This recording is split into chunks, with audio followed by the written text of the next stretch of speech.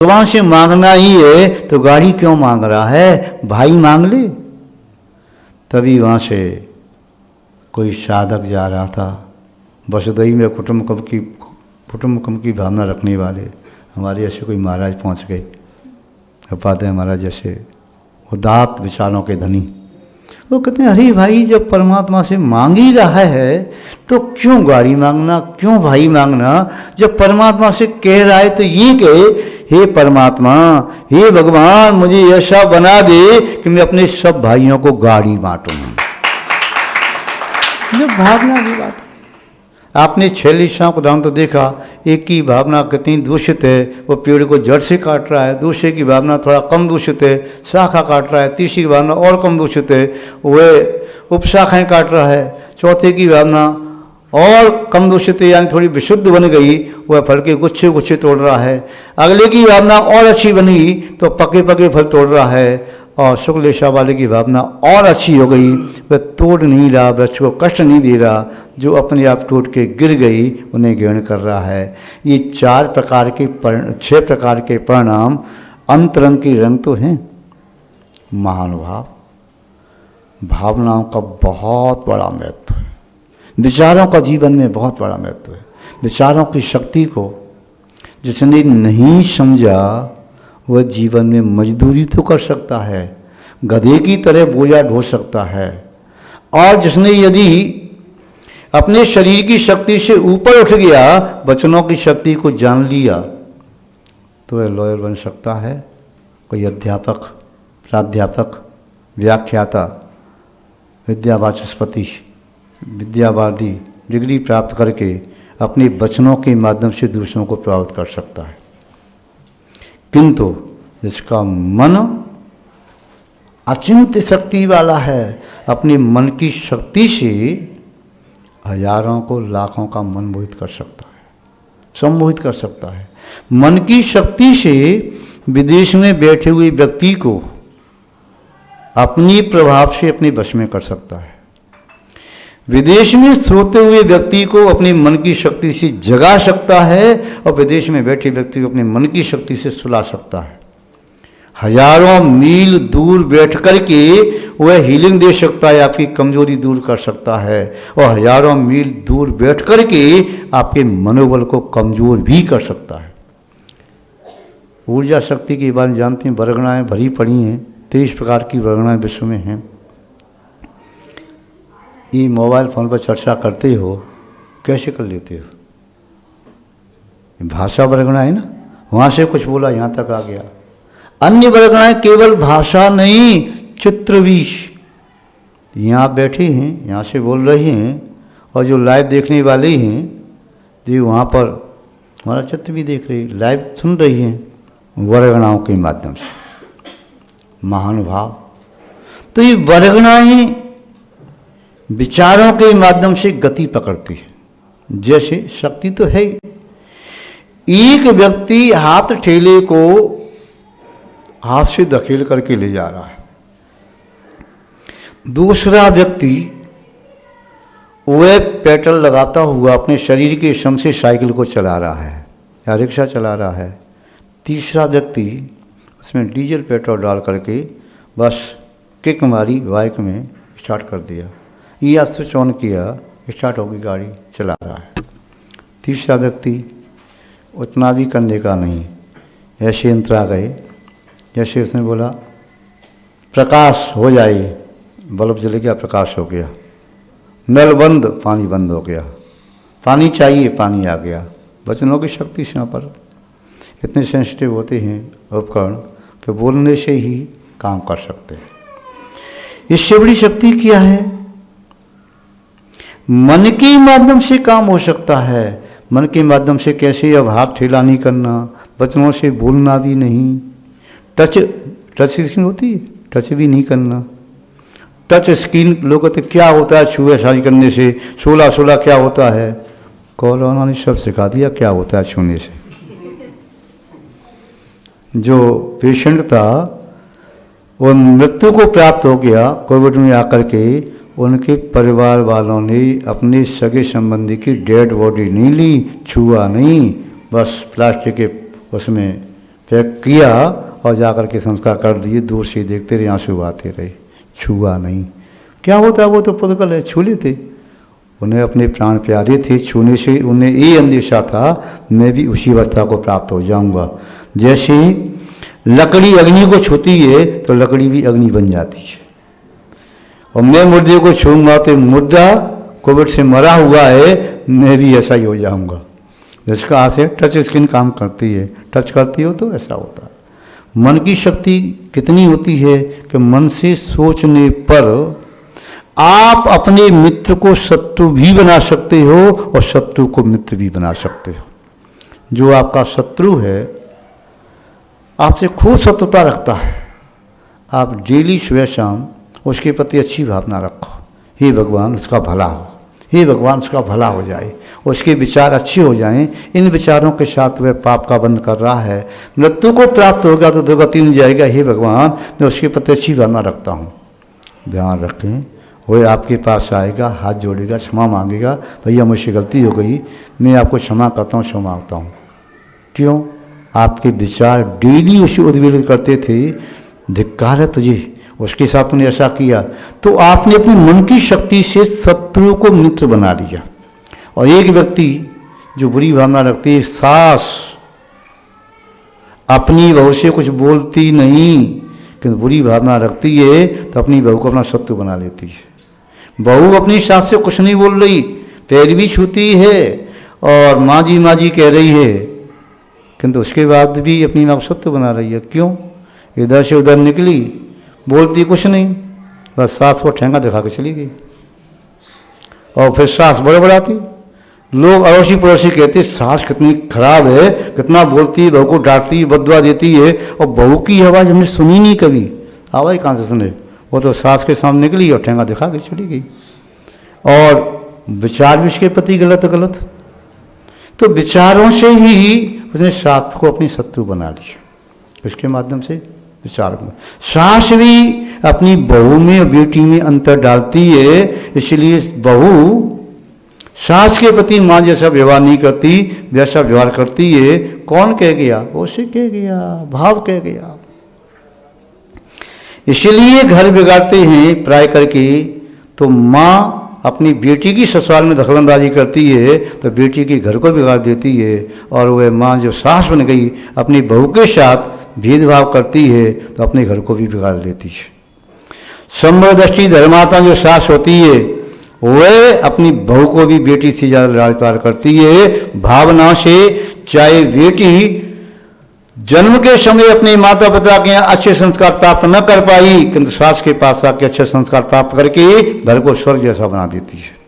और एक अच्छे परिवार की बेटी यदि ससुराल में आई और सास के संस्कार यदि अच्छे नहीं हैं तो अच्छे संस्कार वाली बेटी को, शिष्ट बेटी को भी वो बहू बना के लाई, उसको भी वो अपना दुश्मन बना सकती है और उसके माध्यम से अपने परिवार को, अपने घर को नरक बना सकती है। भावनाओं की बहुत बड़ी शक्ति है। एक वृद्ध महिला चली जा रही थी अपने सिर पर बोझ रख करके, धूप तेज थी, पसीना पसीना हो रहा था, चली जा रही थी, जंगल में कई वृक्ष दिखाई दे रहे, बहुत थकी हुई थी। तभी वहाँ सामने से घुड़सवार आया, घोड़े पर सवारी करता हुआ। उसने कहा बेटा थोड़ा ठहर जा, रुक जा बेटा रुक जा। हाँ बोल, क्या कह रही है? बेटा मैं थक गई, बहुत थक गई हूँ, चलो मैं पैदल आ जाऊंगी। इस सिर पर पोटली है, इस पोटली को तू कहाँ जा रहा है? सामने वाले गांव में, वहाँ उतार देना, तू जहाँ जाना हो चले जाना, इस पोटली वहाँ तक ले जा। मेरे पास समय नहीं है, अपनी पोटली लेकर के आओ, मैं किसी की पोटली नहीं लेता। चला गया, आगे बढ़ा, अभी 100-200 मीटर ही आगे गया, उसके मन में विचार आया, ये बुढ़िया तुझे नहीं जानती, तू बुढ़िया को नहीं जानता, उसकी पोटली में कुछ तो होगा, अपनी बेटी की यहाँ जा रही है, सोने की आभूषण होंगे, बेटी के बेटा हुआ है, 5 दिन जा रही होगी, बेटे के लिए सामान लेके जा रही है, मिठाई लेके जा रही है, पोटली में जाने क्या क्या होगा। रख लेता पोटली को, लेके चलता बंदा, बुढ़िया क्या कर लेती। देख आई लक्ष्मी को तुमने ठोकर मार दी। कि सोचता हुआ उसने घोड़े को मोड़ लिया, बुढ़िया के पास आया, बुढ़िया माँ क्षमा करना, नहीं अपनी मानवता को खोई बैठा और मैंने तो उसे नहीं कहा कि तूने कहा पोटली रख ले, मेरा क्या बिगड़ता था, मैं सामने छोड़ दूंगा, लाओ माँ अब आपकी पोटली को मैं रख लेता हूँ, आप दे दोगे अपनी पोटली। बुढ़िया ने कहा बेटा अब तुम चले जाओ, मैं अपनी पोटली सिर पर रख करके ले जाऊंगी। क्यों, क्या हुआ माँ? जो तुझसे कह गया वो मुझसे कह गया। तेरी मन में ख्याल आया बुढ़िया की पोटली लेकर के लापता हो जा, बुढ़िया क्या करेगी, नाम तक पता ठिकाना को जानती नहीं, तो मुझे से भी कह गया रे बुढ़िया तो मूर्ख है। उसको पोटली दे रही थी, इसमें तेरा सामान है, बेशकीमती सामान, वो लेकर के चला जाता, क्या कर लेती तो बेटा जो तुझसे कह गया तेरी मन में पाप आ गया तो मेरी मन में भी पाप आ गया। विचारों का बहुत बड़ा प्रभाव पड़ता है। हम अपने विचारों के माध्यम से व्यक्ति को भला बुरा मान लेते हैं। व्यक्ति भला बुरा नहीं है, हमारी भावनाएं भली बुरी। हमने अपनी धारणा में जिसे भला मान लिया उसमें 100 बुराई हो तभी हमें भला दिखाई देता है। अपनी धारणा में हमने बुरा मान लिया उसमें 100 अच्छाई हो तभी बुरा दिखाई देता है। एक शोध हुआ, शोध ने क्या लिया, माना 30 विद्यार्थियों को 30 कमरे में अलग अलग बिठा दिया।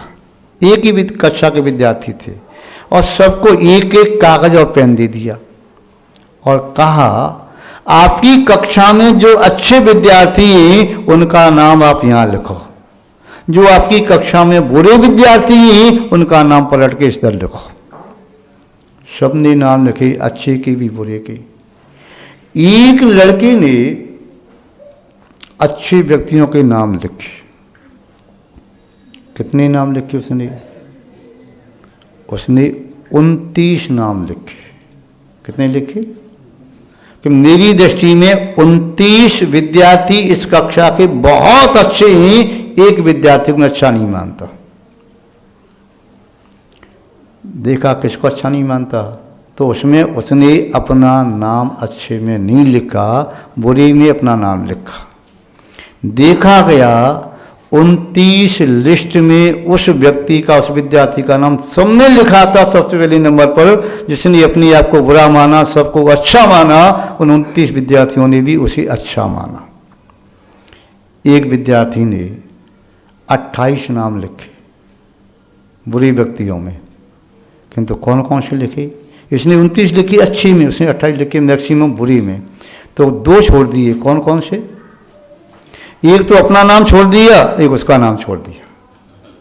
महान भाव, अन्य सभी लिस्ट जो थी क्रॉस किया, तो जिसने जिसका नाम अच्छे में लिखा उसने उसका नाम भी अच्छे में लिखा, जिसने जिसका नाम बुरी में लिखा उसने तो इसका नाम बुरी में लिखा। भावनाओं का प्रभाव है। संसार में क्या अच्छा क्या बुरा सब भावनाओं का खेल है।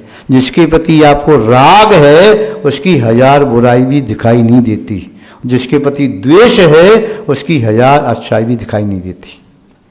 मन को सुधारो, विचारों की शक्ति अचिंत है।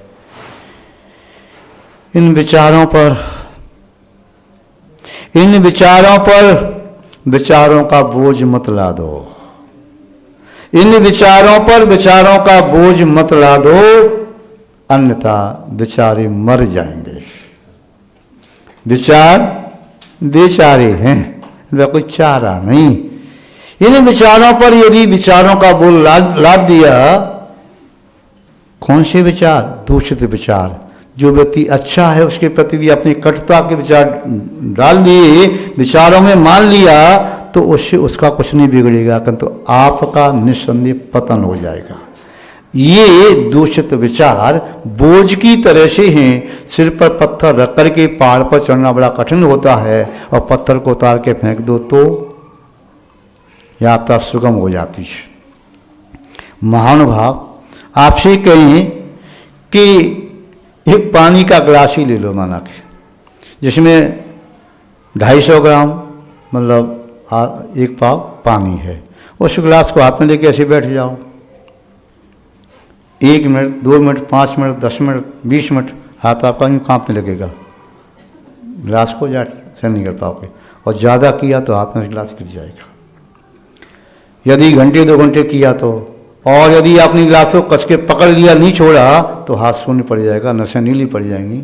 और ज़्यादा किया तो नसें जो हैं ब्लास्ट हो जाएंगी, रक्त वाहिनी कोशिकाओं से रक्त बाहर बहने लगेगा। जब एक छोटे से गिलास की ये दशा है कि इसको हाथ में पकड़ने से हाथ की दशा हो गई, तो मस्तिष्क पर छोटे छोटे तंतु हैं, धागे जैसे, उन पर विचारों का बोझ लाद दोगे तो क्या होगा? ब्रेन बस्ट हो जाएगी, पागल हो जाओगे, उन्मत्त हो जाओगे। इसलिए अननेसेसरी विचारों को मस्तिष्क में रखना भी गलत है। ये विचारों की शक्ति अचिंत शक्ति है, बहुत बड़ी शक्ति है। अपने जैसे विचार होते हैं, सामने वाले के विचार भी वैसे होते हैं। एक राजा नगर भ्रमण के लिए निकला, वह नगर भ्रमण के लिए गया। राजा ने देखा सामने एक सेठ है, व्यापारी, मंत्री साथ में था, सेनापति साथ में था। उसने मंत्री से कहा, मंत्री ये कौन है? बोले नगर का सेठ है, व्यापारी है, चंदन का व्यापारी। सेनापति जी चलो 4 पुलिस वाले लेके जाओ, उसको पकड़ के लाओ, बंदी बना के लाओ, उसको जेल में डालते हैं या फांसी से जा। महामंत्री ने कहा, महाराज इसका गुनाह मुझे ही नहीं मालूम गुनाह क्या है, बाद में देखेंगे, किंतु मेरे मन में ऐसा भाव आ रहा है। महाराज आप राजा हैं, प्रजा वत्सल हैं, प्रजा के लिए भगवान हैं, देवता हैं, पिता तुल्य हैं, ऐसा करना उचित नहीं। आपके मन में विचार क्यों आया मैं पता लगाऊंगा, बाद में फिर चर्चा करेंगे। मंत्री रस्सी उतर गया नीचे। महाराज सेनापति और अंग लश्कर साथ में चले गए, नगर भ्रमण किया। मंत्री उसके पास गया, सेठ के पास। सेठ जी बताओ क्या चल रहा है, कैसा क्या चल रहा है? सब ठीक चल रहा है, बताओ, अन्यथा मुझसे मिथ्या भाषण किया तो कारागार में सड़ जाओगे या फांसी से दिलवा दूंगा। बताओ क्या है, तुम्हारे मन में क्या चल रहा है? मैं तुम्हें समाधान देता हूँ, वैदान देता हूँ, सत सत बोलो, क्या मन में आए राजा के प्रति? महाराज मैं चंदन का व्यापारी हूँ, चंदन मेरे पास बहुत है, मेरे पास समाचार आया कि चंदन के भाव बढ़ेंगे, किंतु मैंने अपनी पूरी पूंजी चंदन खरीदने में लगा दी, चंदन के भाव और डाउन हो गए। इतना घाटा कि मैं सहन नहीं कर सकता, अपनी अचल चल संपत्ति बेच करके भी पूर्ति नहीं कर पाऊंगा, मैंने कर्ज लिया उधार। तो मेरे मन में भाव आ गया, क्या भाव आ गया? मेरे मन में भाव आ गया राजा को देख करके, यदि राजा मृत्यु को प्राप्त हो जाए तो मेरी चंदन की लकड़ी ऊंचे भाव में बिक जाएंगी, और तो कोई खरीद नहीं रहा। कितना खरीदेगा? घिस करके तिलक लगाना है, कितना, 1 मुठ्ठा उसका बरसों चलेगा। और राजा की मृत्यु हो गई तो नगर का प्रत्येक नागरिक कम से कम एक छोटी सी लकड़ी तो डालने जाएगा ही। मेरा चंदन देखते देखते सब बिक जाएगा ऊंचे दाम में, मैं इस घाटी से उबर जाऊंगा।